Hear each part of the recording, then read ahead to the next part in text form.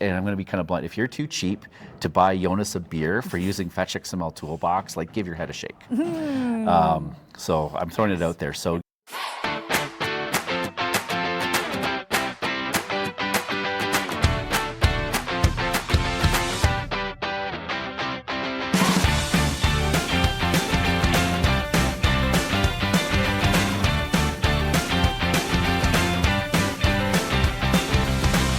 welcome, everyone, to the Power Platform Boost podcast, your weekly source of news and updates from the world of the Power Platform and the Microsoft community with your host, Nick Dolman and Ulrikke. Yeah. Okay, so we're live from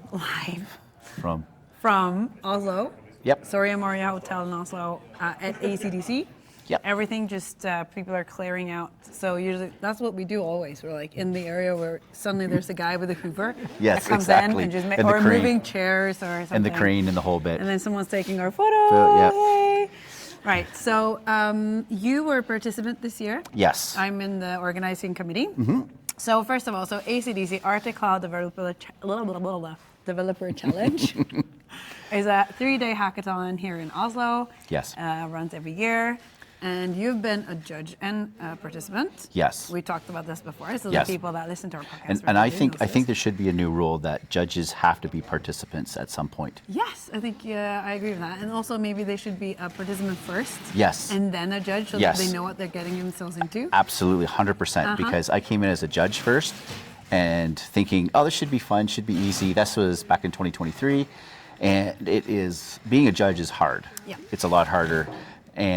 But being a participant is also quite hard. A different kind of hard, Yes, I think. absolutely. Yeah. So I haven't had a single judge that didn't want to come back, so that's a good thing. But also we've had judges come back as participants, and that's a good thing as well. Yeah. Now, right. So tell us about the solution that you made. What did you play around with for these last 3 days? Yeah. So basically, I was with a team with Relio, which is a company here in Norway. Kind of got. The logistics change. Of course, you try to organize a team, and this is, I think, probably the challenge everybody has. Hey, we're going to have a team. It's going to be great, and then it all kind of falls apart. Yeah, there's the customer thing, and yeah. But the cool thing is, with everybody else, the organizing committee was really good at trying to make sure teams get up to capacity, fill in the blanks. There's smaller teams, merging teams, the whole bit. I'm guessing there's a lot of logistics going on in the background. So anyways, I got part of a team with Mirza Borenson, who I've worked with before. He was one of my participants in the first time I ever visited Norway years ago in one of the training courses I did. So it was really cool. So basically the whole theme was Minecraft. And of course with these themes with the Arctic Cloud Developer Challenge or a lot of these hackathons, it really the theme is very loose in terms of what's supposed to be done, right? Right, so the assignment, the theme is set, but also there's an open assignment. You can make whatever you want, which is harder than you might think. Because the more barriers to put around a task, the easier it is to kind of keep within the bound. But we say, you know what, make whatever you want. Use whatever tech you want. And then we have kind of badges that are part of the task, and then we have categories for you guys to. Yeah, and you'll be able to put the links in the show notes so you can check out those if you want to organize your own hackathon, get inspired by that, or come next year. And so you do have a vision or something you want to hit the categories in terms of business value and a whole bunch of different things using different technology. So there is, as much as it's kind of free form, you do want to make sure you're collecting the points from the judges and the badges and kind of aligning to that. So that adds a certain amount of pressure. And then of course you only have really 2.5 days when you all kind of factor it in. Although I was up till about 1 o'clock last night working on this, trying to get things going. So this are all the parameters on the hackathon. What we worked on, because Minecraft was the theme, plus we want to integrate with Microsoft technologies and Microsoft Power Platform. I said I want somehow to build something where the Power Platform is talking to Minecraft, or even vice versa. So I had a few different ideas, and we met with the team and we're kind of brainstorming things. And so basically we decided to build an app where you can sit down, put out the specs for your dream home or your cabin or however you want to describe your building, and then describe that in a Power App within Dataverse, and then have that go and build it in Minecraft. Ooh, that's cool. So I thought this shouldn't be too hard. There's a lot of community content on integrating with Minecraft, the APIs, the whole bit. And I thought this shouldn't be too bad. Well, yeah, actually, getting it working on my local laptop, that was easy. I had that working on Thursday. Being able to give a description using Claude, the Claude desktop client. It would talk through an MCP server, it would talk to Minecraft, everything was cool. My local machine, it was great. Okay, now we need to move it into the cloud. So I think I mentioned last episode, I spent a few hours a couple weeks ago getting a Minecraft server running on Linux. That worked pretty well, got that going, but then trying to get these tools to talk to it, like that's next level, because the community content's really, really good until you're talking going online or going out of the sandbox or off the grid, and then the community content turns into complete Wild West, half-baked GitHub repositories, some weird little things, Discord messages all over the place. So that where I spent a lot of time. So the whole vision there was somehow to get, we wanted to be a completely cloud-based solution as well. So, okay, how do we get these tools talking to Minecraft in the cloud? A lot of challenges there, networking challenges, getting Azure ports opened, making sure it's still secure because governance is a thing that, the judges are looking for. Oh, yeah. So, long story short, over the course of 3 days, a lot of challenges. We pivoted yesterday in terms of the protocol in which we talked to Minecraft because there's some bugs in the open source software that I found. Did you use that to get the DOE badge though? No, here's what I did to get the DOE badge. Okay. Trying to get some of the networking things that certain parts was not working yesterday. I kept getting network errors. Like, I'm using the same IP, I'm using the same ports as the client. That's working. Why is my own scripts not working? Why is it not connecting?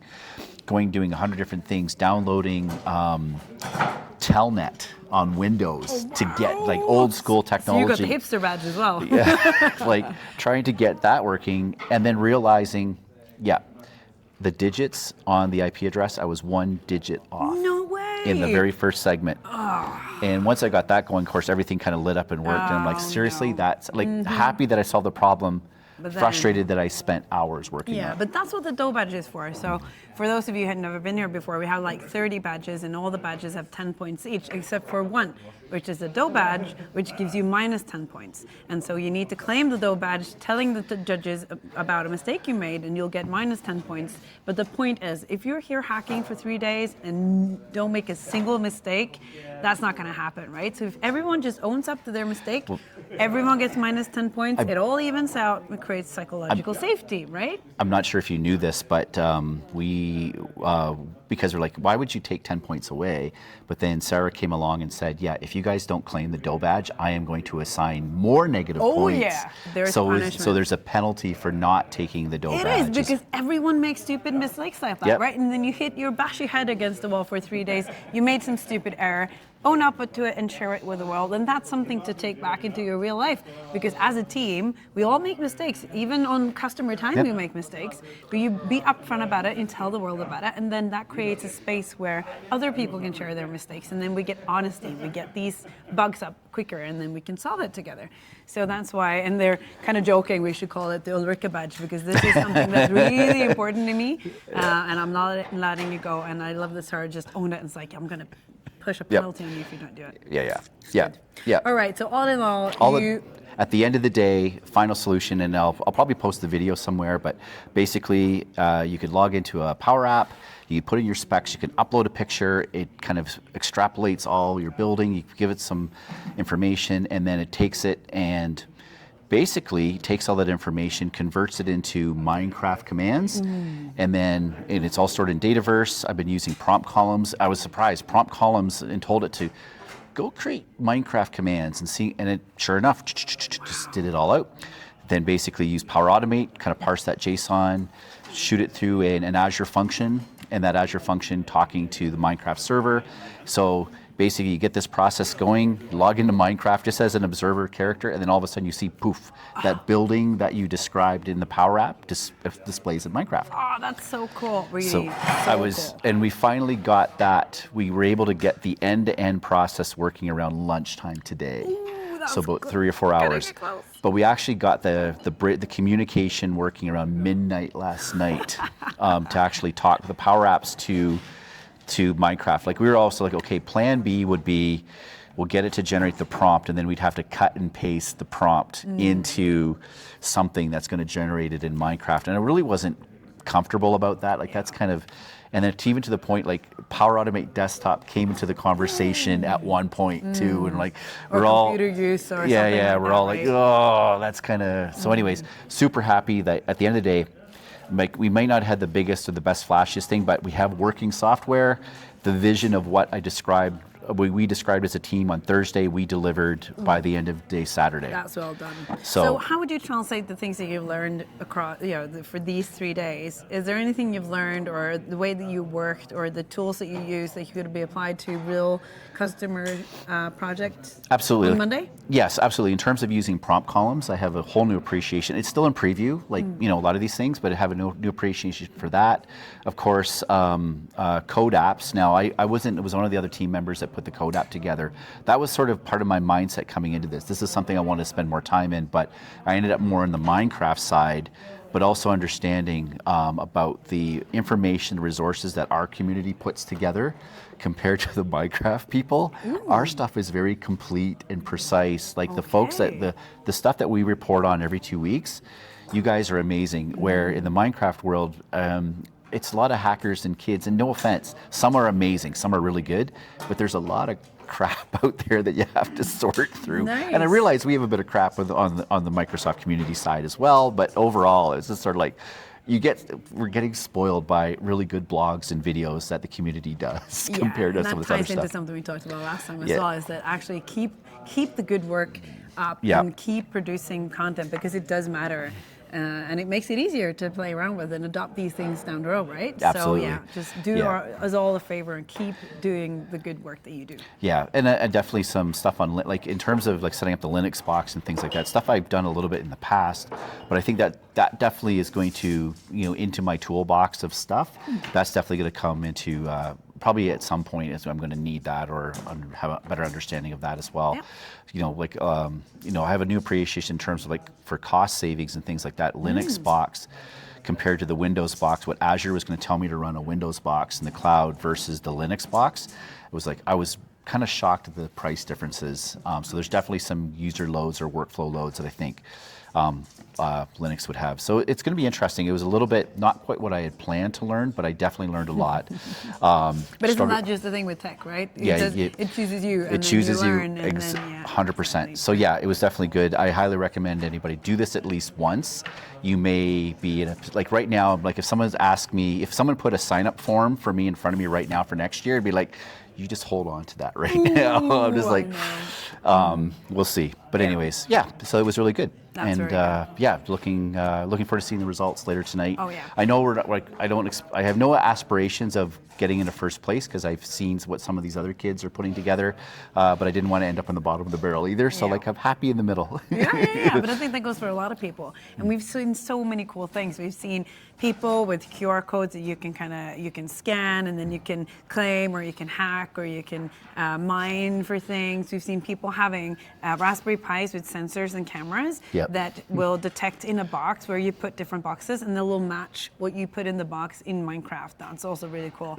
And I've seen so many different things, and I think this year we've seen more adoption of the wider range of the tech stack, especially with Microsoft, as it is called the Cloud Developer Challenge, but it's generally been, first it started off as SharePoint Challenge, now it's been more Power Platform related, but I see that the stack that people are using is broadening, which is a good thing, and it also keeps with the general kind of, that's where we're all doing that, right? So it kind of keeps up with it. Yeah, and of course, so the AI tools, vibe coding, right? I mean, that's something that 2 years ago just didn't even exist. Yeah. Like even last year, I think it was just like, doing AI assisted coding and things like that. It's just coming into play. So it's interesting to see how that's a factor. I think, again, like we talked about last time, it is opening the doors for new people. Absolutely. So people are being more comfortable diving into stuff because they can actually vibe code it. I did a bit of vibe coding as part of this as well, trying to debug stuff or whatever, and then also realizing you do need some base knowledge because doing some of this node stuff, and it just kept getting, okay, I'm getting deeper and deeper into the rabbit hole. We need to take a step back. So anyways. Yeah, but also, I mean, the speed of things, right? So, and this is the 16th year that we've done ACDC, right? And every year, without fail, it's been more and more. So it started off with people just doing dashboards. That's kind of the realm of where we would go. And then in terms of what you could build, that's always been extended every year. And I saw last year is probably the biggest shift, where we did so much more than we did the previous year. And today, or this year, before we even got started, I talked to some people and they're like, yeah, I predict that we'll be able to do so much this year compared to other years, just because of AI and vibe coding and all of that. So it kind of proves that, yeah, you do save time, it goes quicker, you'll get to the end quicker, and it is an enabler for sure. So this is, yeah. Cool. Very cool. All right. So we did discover some news and updates from the Power Platform community as well. Yep. So we will actually talk about one or two of these, because there are some new important things that you should know about. Yeah, and I think one of the biggest, like, there's always news and updates coming, and we'll get back to the regular schedule in 2 weeks. But I think the biggest one to me, which I thought was pretty huge, was the new. It's called, so of course everybody knows about the XrmToolBox. I've been using it for years. I'm sure you have too. Oh, yeah. It's like anybody, like we have new people coming on, like, you know, the juniors coming on. That's the very first thing. Install this. Yeah. This is a lifesaver. But it doesn't work on Mac. It's very Windows based, and it's kind of a little bit old and clunky. So, sorry, Tangi. It's still a little bit, 1990s in terms of interface. It could be updated. But then someone took it upon themselves to do something. So Danish Naglekar, which we know, he's an MVP. I think he's based in the U.S. somewhere. So Dinesh and a few others, like we know the Cookie, and I think they had the names here. Yeah, Matt Berg, Carl Cookson, Mohsin Mirza, Michael Ox. Mike, good to, Mike's involved. That's awesome. He's been a judge here at some point. Yes. Lars Hildebrandt, Flint, and Oleksandr Olashyn. Some of the names that are involved putting this together. So it's not just somebody in their basement thinking, oh, I'm going to build a replacement for the XrmToolBox. We've seen some of these come and go before. Someone's basically go on LinkedIn announcing they're building the XrmToolBox killer, and you never hear from them again. So these guys behind it already, and I know that Jonas has been involved a little bit as well. Tanguy's given his blessing. So this is coming along. So basically it's like XrmToolBox, it's called the Power Platform Toolbox, but it's written in React. It's on modern platform. It can run on Windows, Mac, Linux. At this point, the tools, there's only a handful of tools compared to XrmToolBox. So don't uninstall XrmToolBox yet. It's still going to be, for the next couple of years, you're still going to get it. But I think more and more, you're going to see people release tools for both Power Platform Toolbox and XrmToolBox, and we'll eventually see the shift move over. But there's a few things. There's a Fetch XML builder in there that I know Jonas, assisted on it. There's a few other things like the Environment Explorer. I think Cookie released something this morning I saw. So there's all these bits and pieces, and then that's going to expand. And of course, if you're a developer, of course, it's an open source, so you can contribute, you can start building your own tools. And I think this is going to be pretty widely adopted. So I'm pretty excited. We're going to put the link in the show notes so you can download it and try it yourself. And then let us know what you think and what you're excited about, what you hope the developers will build, or what you're building for this new platform. And also what you're missing, right? So we saw Matt Collins-Jones last time. He built and he shared in a blog post the tools he made and how he kind of tackled creating a new tool for the XrmToolBox. And I guess, just if you have an idea of what you need, a tool you want to see, or you build something for the new Power Platform Toolbox, then let us know how you did it and put it into a blog post and share it with everyone. And also, like you said, Tanguy has given his blessing, and it's kind of part of the thing. And I'm thinking he's a bit happy to, because it takes a lot of time and effort to keep it going, and so happy to see someone pick it up and kind of take that next level. Yeah, and I think what I'm gonna because we have in terms of this, it's kind of a special episode. We talk about community, so I'm going to take a little bit of a segue. It's not on here, but talk about community tools because they are free. This new tool you can download for free. You don't have to pay anything. Every so often you see a little bit of controversy on LinkedIn or some of the other social medias about the little donate box that pops up. People say, well, that's really annoying. But you think about it. I think it's important that these folks get supported as well. I wrote a blog on this years ago. Same thing kind of came up, like, oh, these developers are just begging for money, or they're doing it for the MVP points. Oh, wow. Okay. You should know the time that Tanguy spends just going through emails that he gets, right? Yeah, or, in the GitHub issues and everything like that. And then, I asked some of the developers, it's like, what would you want out of it? And they're not looking for the money. They have day jobs. The money's nice if it shows up in the buy my beer account or whatever. It's appreciated. appreciated, but more and more what they're looking for, feedback. Yes. Looking for pull requests if you're helping with that. What are features you're looking for? These are the types of things, because they're just, at the end of the day, they're building these tools to solve their own problems and sharing that free of charge, but spending hours to kind of get accused of, well, you're just looking for money. If they were looking for money, they would have, guess what? If they wanted Fetcher, to me, something like Fetcher XML Builder, Yep.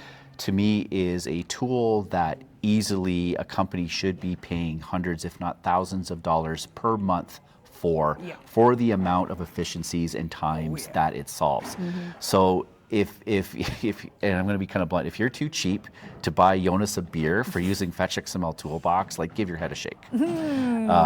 So I'm throwing it out there. So yeah, I mean, I realize I'm talking about a very small percentage across the entire community, but even if you're a part in the community and you're using these tools, like, just donate a little bit. It doesn't cost you any, well, it costs you a few dollars, but compared to what you might be buying, like, for the same amount of you buying a coffee or even a sandwich or whatever. And exactly, I also think in projects, and this is to you business owners, you project managers, I think there should be a line item for community tools on every proposal, whether it's a small percentage or even if it's a few $100s or something.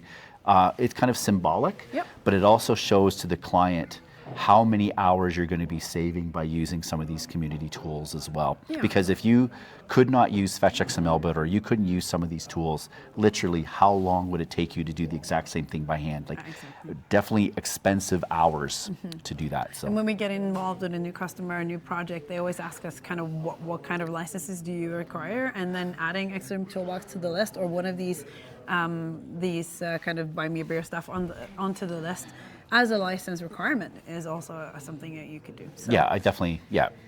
And there's so many people doing so much community stuff, and it's all for free, right? So this is, we talk about doing volunteer work. Well, this is kind of our way of doing volunteer work. Putting together something like this is a nonprofit organization. We do it on weekends and night times, and we don't get a penny out of it, but we do it because we see the kind of how people come together. They work as a team. There's a lot of kind of team building, and an exercise like this, we get to hang out with all the cool kids, and it's we do it because it's fun and because we see the impact that it has on each and every one of the teams and the people, and that's worth all the minutes spent in meetings and kind of putting this together. So it's absolutely.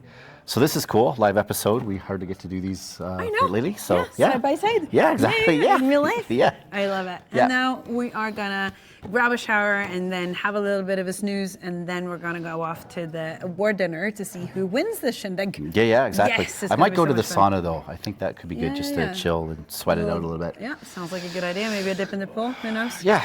Yes. Yep. All right. So we will check in a few weeks with another episode. It's jam-packed with community stuff. Yes. That's happening. And then we're also going to a few conferences between now and then. So maybe a little bit of a recap. We'll see. Yeah.